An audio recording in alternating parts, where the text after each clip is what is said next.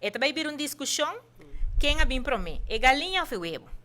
Você compreende? Ok, da quote, senhor Rato, o Rato basta mencionar que a PID e nós vamos pedir de outra banda, e assim de sindicato, quando a mencionar que a Aruba propõe, que eu vou compreender dessa área.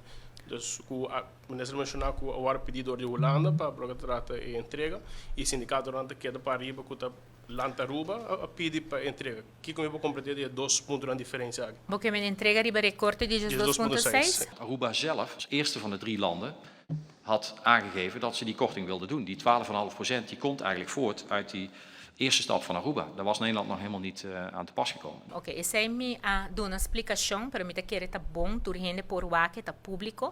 Tem uma carta de 7 de abril 2020 de CFT, den qual ora não é resumir qual tá e condicionam que ela brinda, dus ela pone ali o papel aconselhar Conselho de Ministro de Reino, que depois ordenan a tomar decisão que Aruba está raia e sostém, pero entre outros, Ministro cumpre com o recorte no local está gasto de personal, pero também local está vira serviço e produto, e também local está afdrachten, local está placa não que está baipa e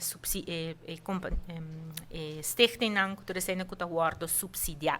E bana de sei do estado tem outra condição que men misade a discussão que minha tabisa cusico tá Aruba a proponer wak ora ku minha tabisa crise adal Aruba faz exercício de emergência, den qual ora não bota corta certo gasto não para não por cumprir com turcos para o país porque da dry, den a situação que ainda que bota vai queda sem entrada, o airport acaba de ser, não tem florim que também drenta para de turismo no momento não e ora den o momento faz exercício não guardando riba Holanda para a petição que nós faz para ajudança a petição chega e ora não apone ora não lo qual que nós faz des e recorte não avisa ok esse recorte não e ora não que não apone como condição que me a discussão que me saca também pero nós tem que o que se não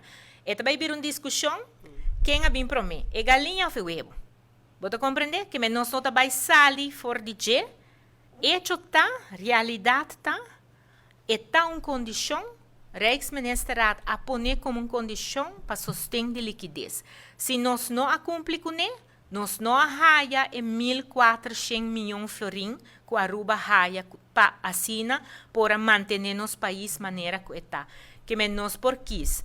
Nós por pensar, se nós não arraia placa, que coló passa, se nós também quer discutir, quem é bem para mim, é galinha ou ovo?